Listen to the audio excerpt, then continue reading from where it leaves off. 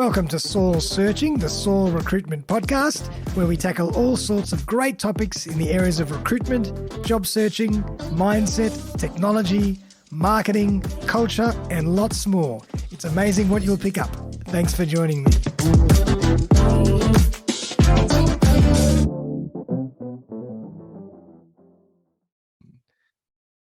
Well, hello, everybody. It's episode 48 of Soul Searching, the Soul Recruitment Podcast. We're back, and I have a fantastic guest that's been on the show before. When were you on the show last, Kathleen? My gosh, it has to be in about a year ago. Yeah, about a year ago. My God, time flies. But we loved our chat, and the audience loved our chat. So back by popular demand, Kathleen Steffey is in the house. All the way from the US. And we're going to be chatting all about the fact, do executive search firms command the attention of hiring managers better than corporate recruiters?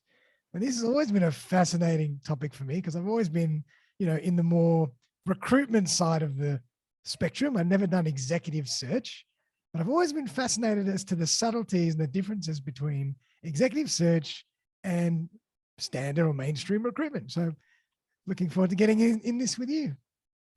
Nice. Me too. Awesome. So everyone out there who might not have seen our first show, Kathleen is the CEO and founder of Naviga Recruiting and Executive Search, a professional service provider of executive, sales, and marketing recruiting services for businesses across North America. As an executive search owner, Kathleen has a unique background where she has led corporate talent acquisition teams prior to starting Naviga Recruiting and Executive Search 18 years ago. She takes on the role of Chief Talent Officer by leading a team of individuals who take pride in finding the most qualified sales and marketing candidates for companies around the world. She also works directly with executives, hiring managers, and internal HR professionals to solve talent acquisition obstacles that get in the way of hiring with efficiency, quality, and speed. So welcome back, Kathleen. Thank you. I love the introduction. I appreciate it. Love it. So are you working more in America, or are you actually recruiting now globally as well? We are recruiting in America. That's the only place we recruit, but we do it for worldwide companies. So okay, love it. Yeah. Well, I thought maybe let's start by, if you wouldn't mind, maybe just give us a little bit of a origin story or a history into your background as to how you ended up where you are. Okay, here's a quick snapshot.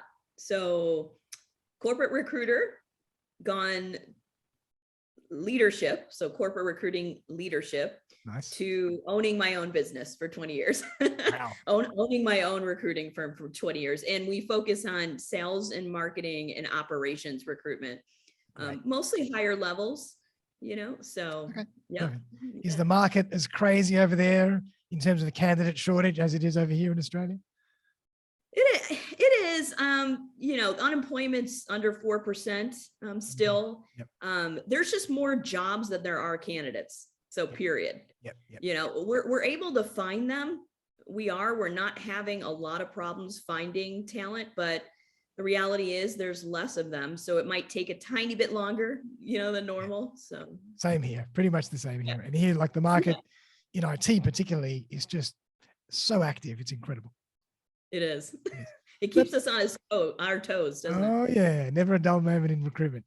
But I'd love to get into this topic because, as I mentioned, I'm fascinated by it. And I've always been interested in kind of lifting the veil into how executive recruiters work. I mean, is it very different? So maybe you can break down the differences between how an executive recruiter works and a standard, recruiter works as well. Yeah. Well, let me first start by saying a lot of corporate recruiters and talent acquisition leaders and human resource professionals are my friends. Okay. Wow. So they do great work. And, I respect them, and it's amazing. There is a big difference in terms of how we approach recruiting, and it all really has to do with our process and the level of command that we have in relation to that process. And when a business is paying upfront money, we can require that. you know, where if you're on the corporate recruiting side of things and you've got 40 positions that you're working, it's really, really hard to work at that high level that I can describe to you here. So totally get it. there's a variety of different things that make a difference, but I'll start with those. Yeah. So it sounds like it's really more, it's like a real partnership that is more formal and more collaborative, because you're commanding a certain retainer up front and you're working together to get this, you know, solution at hand. Exactly. And at this point, an organization has determined we need to hand this over. Right. Okay. So a hiring manager has determined that. So imagine if a hiring manager had that faith in the internal talent acquisition process that says, you know what, I'm ready to hand this over to you. But instead they're just not working in the same manner, that they just can't. They need a partnership with a third party that can get it done. Gotcha. And the hiring manager is very involved in that, because we require that person to be, in terms of, you know, really peeling back on the organization, the position requirements, the impacts that they'll have, and so on and so forth. If we're not speaking to that hiring manager, it's a problem. Yep. And I don't mean with follow-ups. I mean mostly at the beginning, to really peel back the onion and understand what we're looking at here. Yeah, it makes perfect sense. And I'm assuming that the sales cycle or the recruitment cycle is going to be much longer, because these positions are generally more high level, more C-level, are they? Or well, they're about 80K base in the United States and up. Give or take, you know, but I will tell you, the ones that are lower compensated are harder. They're harder to recruit and find. The higher level ones, it's easier to get their attention, because from their world, there's less of these opportunities out there. And that just makes sense, right? There's generally one leader for marketing. There's generally one lead. Yeah. So the other guys out there, the high level individual contributors, they've got a lot of opportunities. So you really have to get their attention to get a reaction. Gotcha. That's really interesting, because I always thought that, you know, executive search was, you know, 150 plus. But when you're saying it's, you know, 80K, I mean, that's really the line, is like, where do you define the difference between when would a company use an executive recruiter and just a normal recruiter? Right. Well, it's interesting. I guess we're a hybrid. Yep. Because executive level in our world are anyone management and up. So senior managers, directors, vice presidents, and chiefs.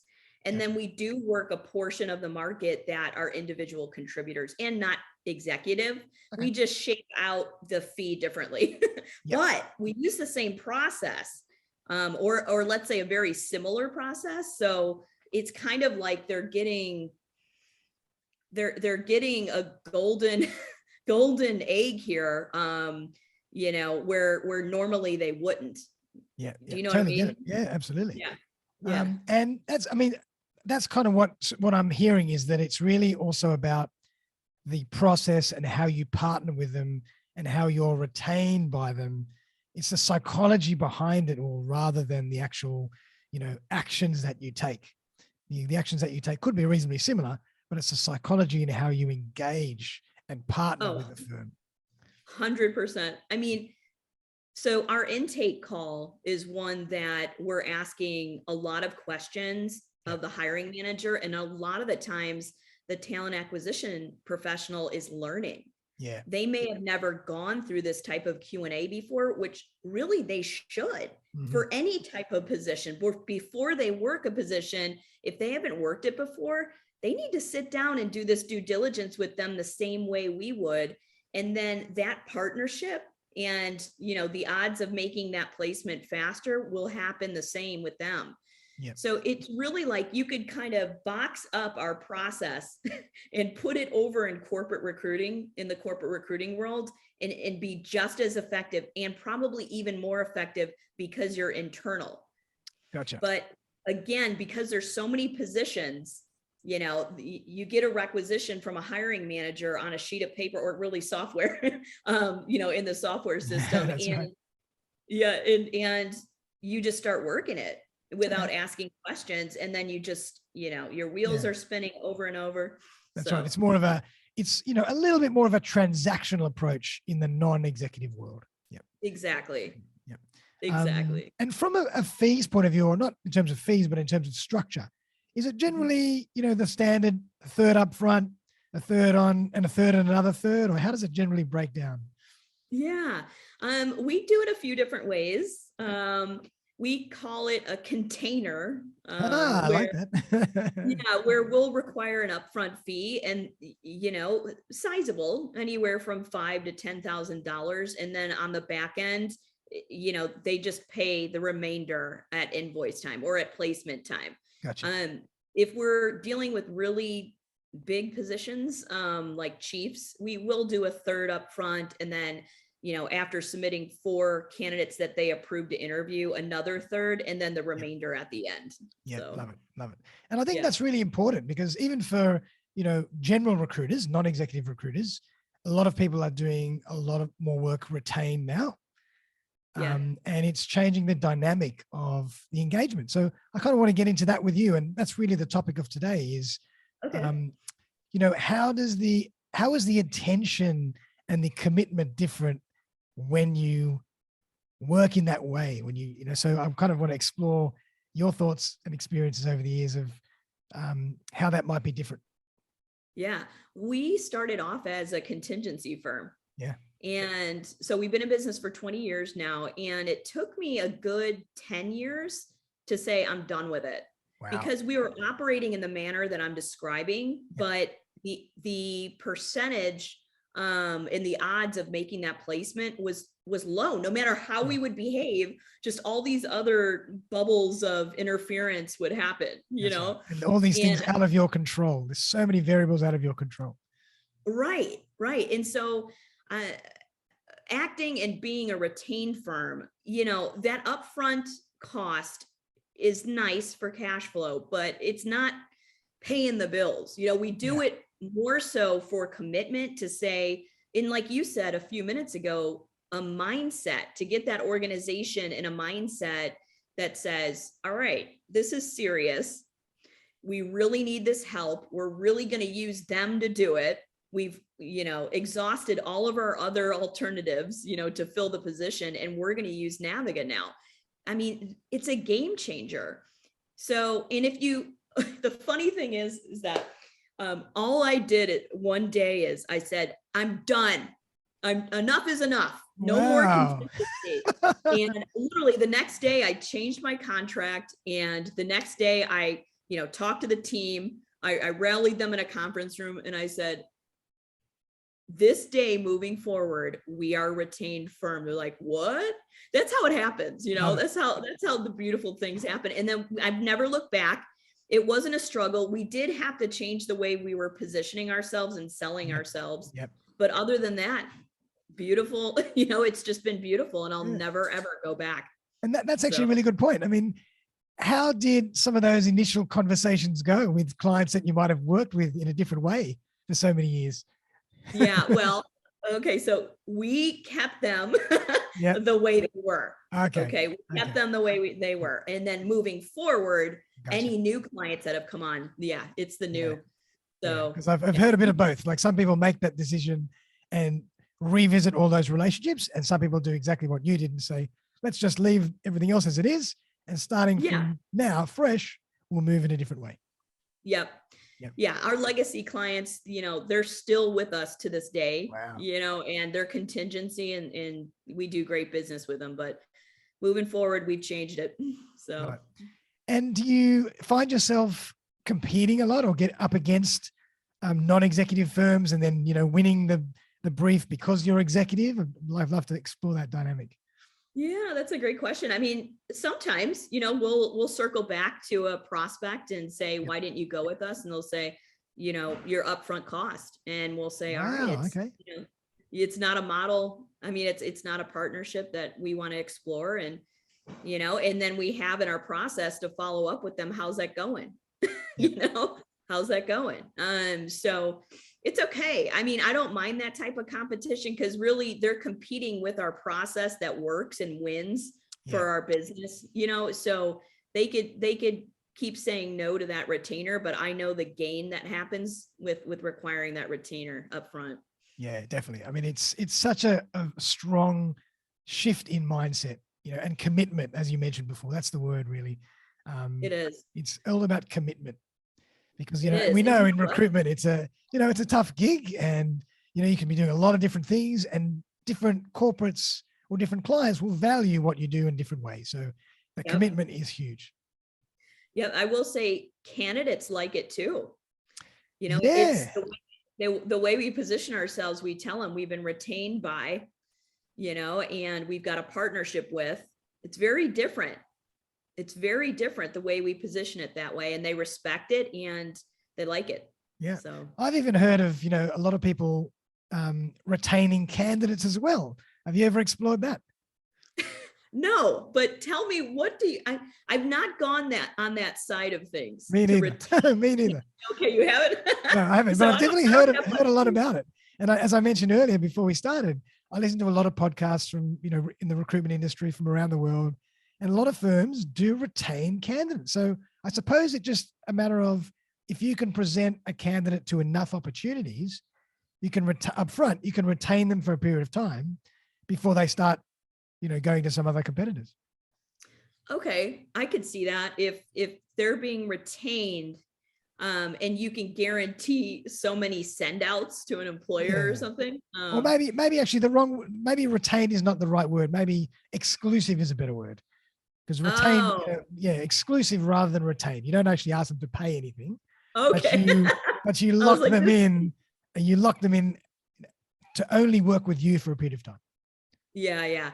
No, to me that's too complicated. I want clients who will pay me the big dollars to place Yeah. some big guys or gals with them, and we have the candidates. I'll tell you, we've got so many candidates after all these years, thousands, Yeah. hundreds now, hundreds of Wow. thousands Love it. in our ATS system, sales and marketing professionals. I know it's pretty wild what you can do after 20 years to build that up. So, that's not all we use, from a sourcing perspective, but we've got them. It's just, it'll always be on my mind to keep growing the business from a client acquisition standpoint, because our industry is so touchy. It's touchy. So I like many clients coming in even to this day, and new ones, and getting to know them and keep doing good by new employers. And that's how we keep growing. Yeah. I mean, and you've done a great job growing. What level are you at now? How many people in the team? I don't really measure growth by the amount of people I have. I've got 9. Okay. And I'm good right now. I'm really, really good. We're up 30% from last year. We were up 28% last year Awesome. as well. So we're having a great year. And my team's humming. We're doing a really, really good job executing, against the positions that we have, and our marketing, group here that works for me, my team, I shouldn't say group, people, Yeah. they're doing a great job. So I like seeing, the growth each year financially, and giving back to the team in different ways to reward them. So, Yeah. So it's more about, general growth, not only how many people. yeah, I played that game, and I got caught up in it. Yeah. I got caught up. It's really not about the volume of people. It's about being profitable and moving that tickler every year. Totally get it. Totally agree. And Yeah. and what's your philosophy on how you bring in new staff? Do you generally like to train people from the ground up, or do you like to bring in experienced recruiters, or a bit of both? Yeah, you know what? I've had the most success with unexperienced recruiters. Yep. And teaching them our process and measuring how they're going to be effective based on, character, their behaviors, their past successes, the way they move, the way they shake. Yeah. Even like how gritty they are in terms of the different jobs they've had in their life and things of that nature. I've got one person that came from retail that's on my staff right now. These are just examples. I've got another so we've taught her the business, and she's been with us for 6 months now, and she's doing really good. Great. I've got another gal who was just doing an internship in human resources. Then she popped into a technical recruiting firm for only 3 months, and it was a disaster culturally. Wow. So we plucked her from that. And she's doing phenomenal. And then I have somebody that, was referred to me about 9 years ago who never recruited a day in her life. And she started in a administrative coordinator role with us. And now she is my top recruiter and lead recruiter and working her way up into management in the business. Amazing. So That's awesome. yeah. And Yeah. do you think there's a different skill set or personality traits that make executive recruiters versus standard recruiters, or is it very much the same? You've got to have some depth to you and patience in order to see the course. And what I mean by that is the ability to evaluate based on quality, not send outs and not submittals. So that seems like a really one-on-one statement, but it is a massive differentiator in our business compared to others.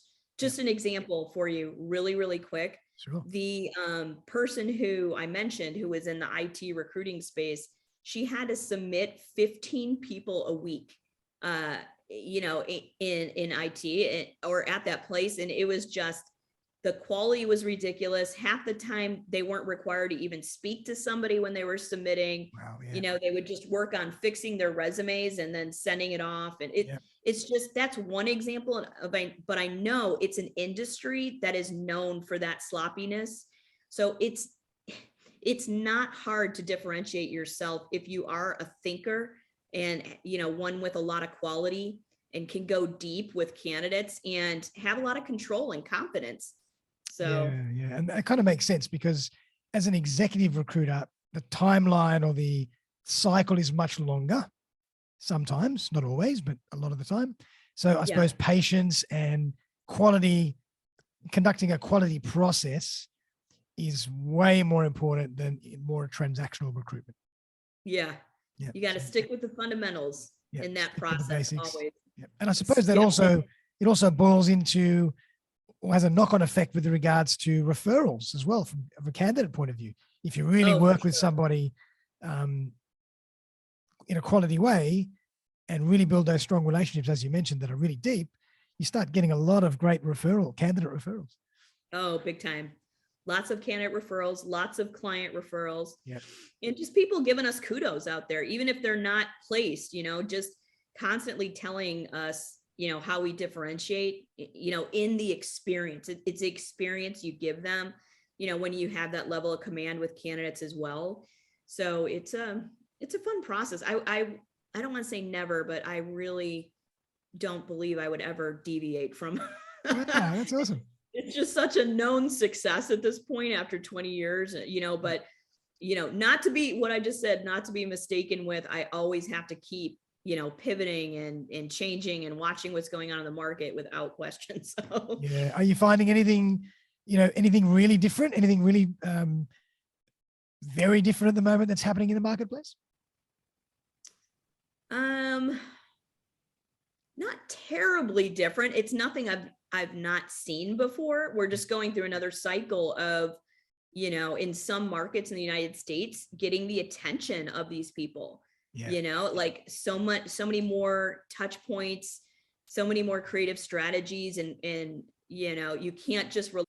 Hi guys, just a quick message. I'm always on the lookout for engineers in the managed services space across Australia. Support engineers, systems engineers, network engineers, and solution consultants. I only work with the best companies that are going places, really value their staff, have great techs, and offer stacks of training and other benefits. Up to $1,000 for successful referrals. Who do you know? Feel free to give me a buzz, 0414 659 800. But right now, back to the conversation. Rely on one platform to get them. You can't just rely on texting them. You can't just rely on phone. Like it's truly got to be an integrated process, and you've got to keep hitting them.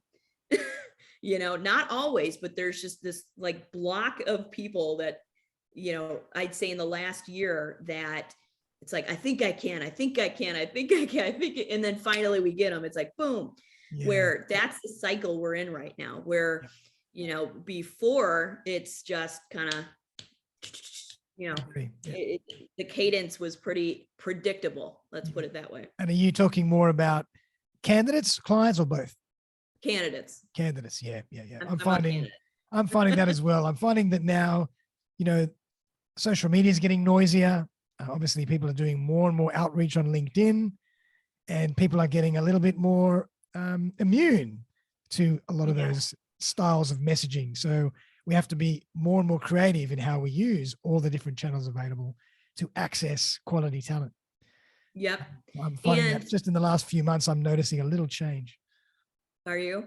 Well, even on LinkedIn Recruiter, you can't just rely on that. So you need a follow-up program. If 30% are replying to you, that's great. But what about the 70%? Like, I can't handle the fact that we still have 70% of people we want to at least touch in some way aren't getting back. So we have a follow-up plan, even in relation to those people, so they don't sit, and we could at least say we tried. There's just a lot going on. There's a lot. I call it pivoting. I told my team, I actually had them watch a soccer video. Oh, right. It was a training soccer video, and it was about, showing different ropes and different movements in soccer. And if you notice in soccer, right, you're watching a game, no one's ever sitting still.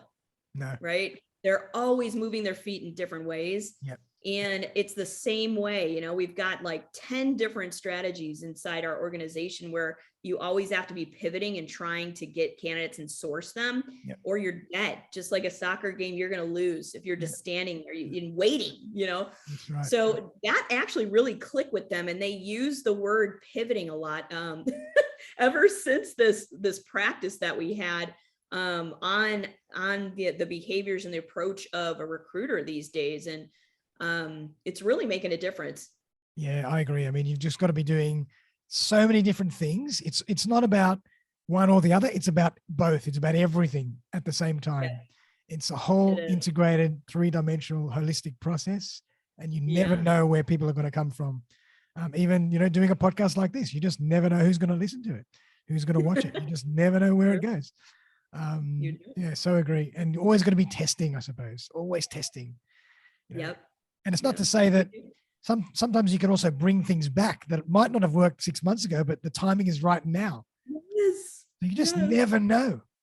Right. Yeah. Sometimes we say, we're like, hey, whatever happened to that one approach? Oh yeah. It's like, it's easy to forget. There's so many different ways to go after this thing. Yeah. That it's easy to forget. It's easy to forget. So true.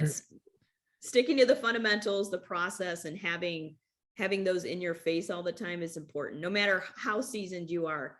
Like, I need to be refreshed on a regular basis because I get complacent, because you get really good at what you do naturally the older we get, right? Yep. We just and the more you do something, the more you do the same thing, you get good at it. But then at a certain point, it doesn't work so well. Yeah, exactly. So you got to find something new. I agree. It's a constant game of evolution. Yeah, definitely.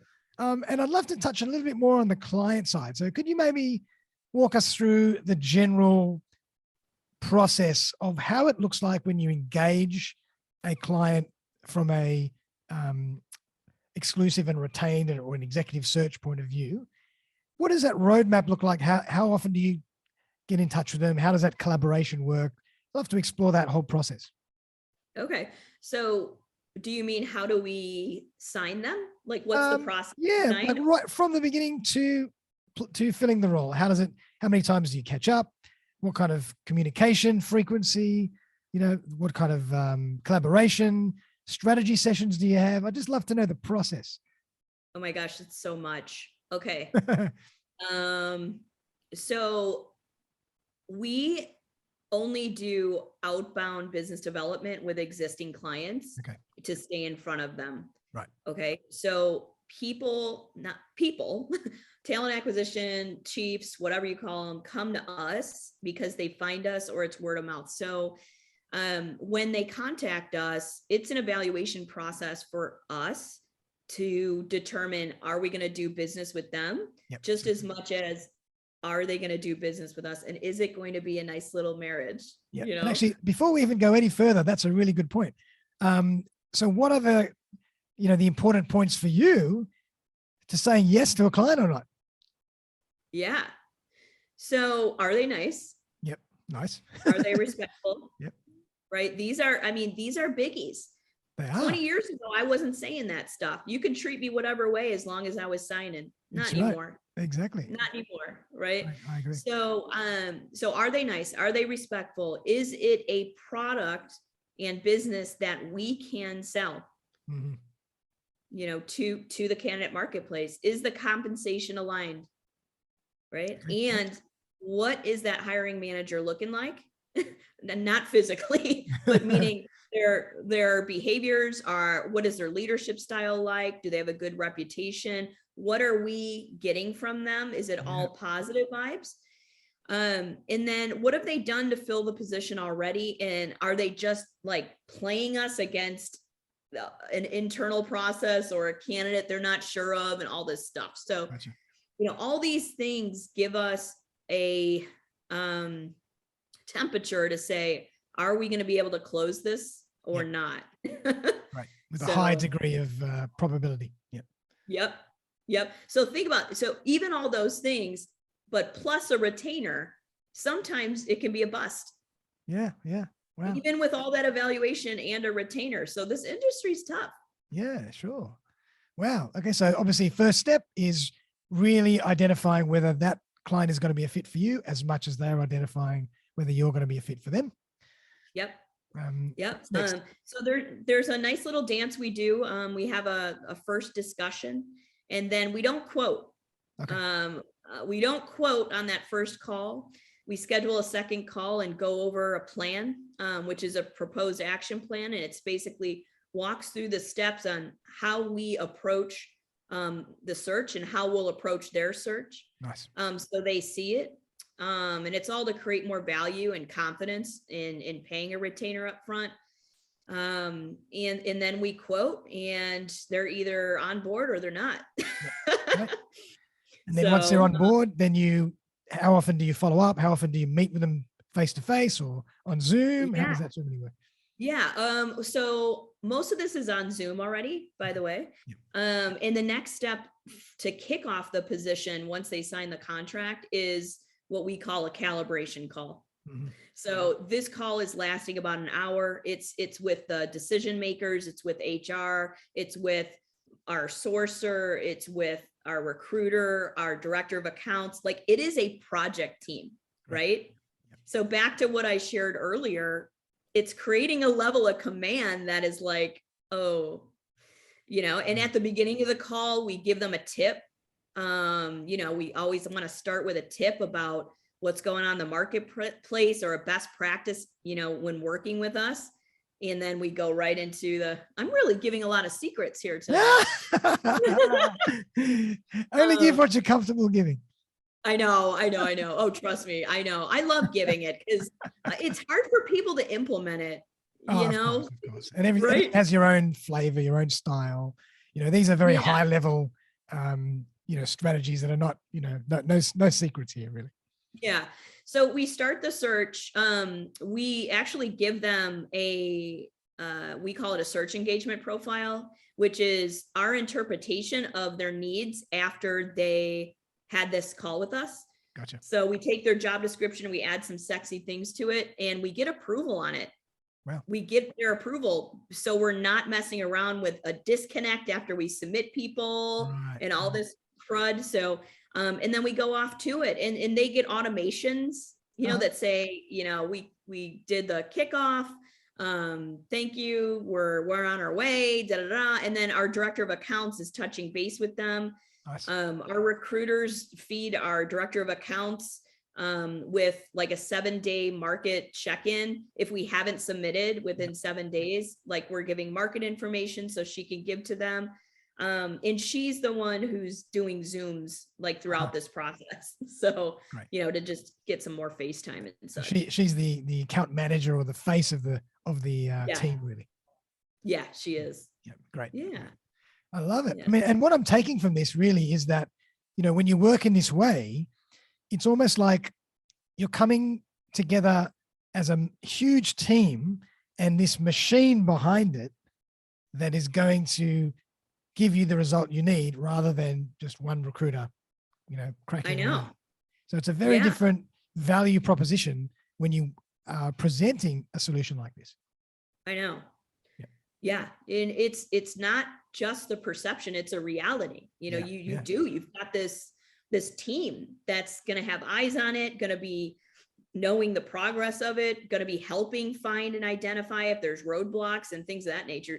Somebody's just not off alone doing anything in this business. I love it. Like you're engaging with a whole system. You're enrolling in a whole system that you can be part of to achieve the results you want. Yeah, that's a good way of putting it. I love it. Oh, you can have that. I love that. Awesome. And so generally, things can go, I mean, engagements can go anywhere from a month to 3 months to 6 months, would you say? 6 months would be a total disaster for us. Okay. Really, it's I'd say right now, 45 to 65 days. Okay. Is how long they're lasting. Wow. And some are killing it within, 2 weeks, 12 days. So, wow. But on average, I'd say anywhere from 45 to 60 days. Okay. And do you generally offer guarantees just like we do in the, contingent and, standard recruitment space? Same story? Yes, we do. Right. But we don't do any money back situations, but we will replace. Sure. Yeah. Me too. I agree. Yeah. Wow. Okay. I love it. I mean, that's really helpful for people to really understand the difference in the process, between an executive recruiter and a standard recruiter, and therefore why the mindset and the engagement and the attention around working with an executive recruiter is different because it is a different process. Right? Yeah. It is. It's not apples to apples. No, that's for sure. Totally different. And are there any times, do you think, when an executive search might not be useful, when you might actually say, you know what, we could definitely help you, but I don't think this is really what you need. You'd be better off going on to, Mr. or Mrs. whoever down the road. That's usually if we find that the people we're interacting with aren't too friendly, the compensation's not correct. Yep. Like the things that are pre-qualifiers, if they're not matching up, we usually would say, go ahead and try somebody else. No worries. Totally get it. Yeah. Otherwise, that model can work in any framework, in any position. Yep. If we've got the commitment and the lineup correctly, it's going to work. The process is true and it wins. That's for sure. I love it. Yeah. Yeah. And where do you think this is going to go in the future? Do you see, the model changing again, or where do you see this in the future? I mean, you've been in it 20 years. You've seen the last 20 years change. What do you think? I know, mostly in the last 20 years, I've just seen the tools and the platforms to use to, store the candidates, to find the candidates and store the clients and things of that nature. I don't see it changing, terribly much. And other than that, I think we're going to keep evolving from a technology standpoint. I don't know how or where. I'm sure AI is going to play a huge role in it. I've played around with AI and it's not effective for my quality yet. I just don't think it does the job I need.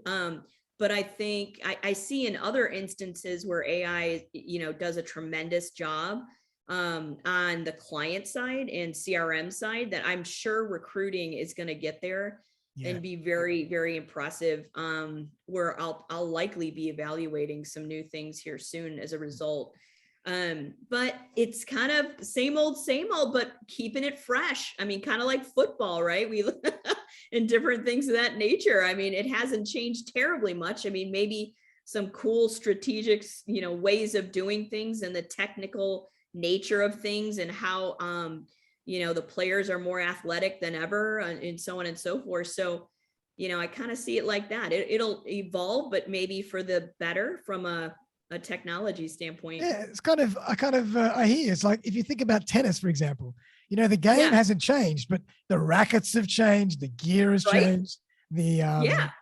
the coverage has changed, the training and the health Yep. sciences behind it has changed, but the actual Yeah. process is the same. And recruitment's Right. probably the same thing. It's it's quite a simple process, but it's Right. all the tools and techniques around it, and the marketing will change, of course, and all that kind of stuff. Yep. But the Yeah. actual process is the same. Yeah. You just have to keep your eye on the ball. Yeah. And just like Love it. sports, you can keep doing it older now. Yeah, that's right. So we'll see what happens. That's we'll right. see what happens. And what's So, your take on automation? That's a hot topic these days, in the recruitment industry.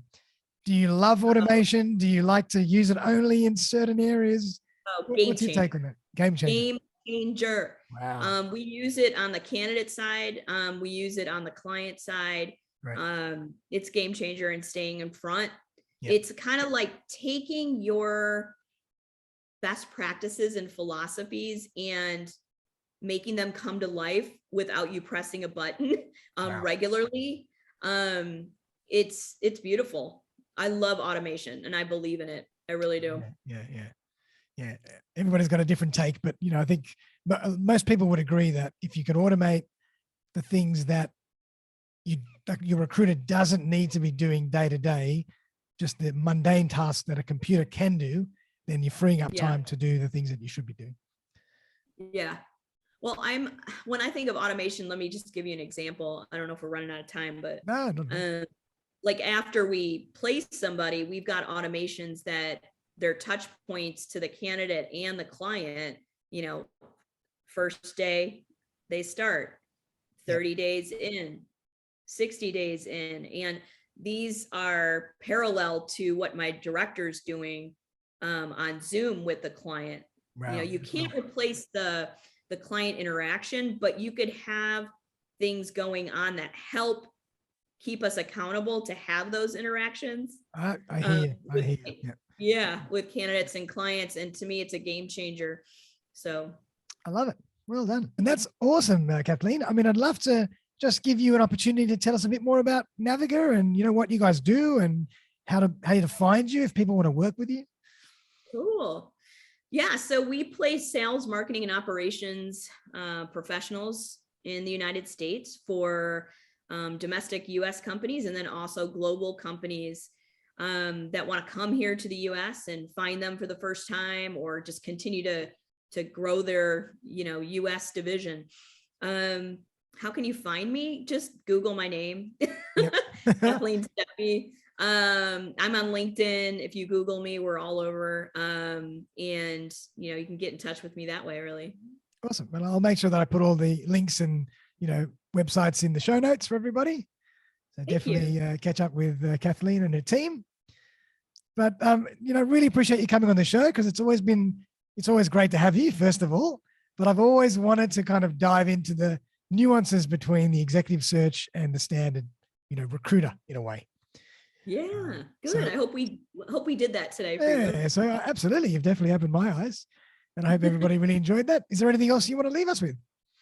No, just thank you so much, and be well. Thank you. Well, everybody out there, please join me in thanking Kathleen for coming on the show again. Really appreciate it. I really enjoyed that, and I hope you did as well. And we'll be back very, very soon for another episode of Soul Searching, the Soul Recruitment Podcast. Bye for now.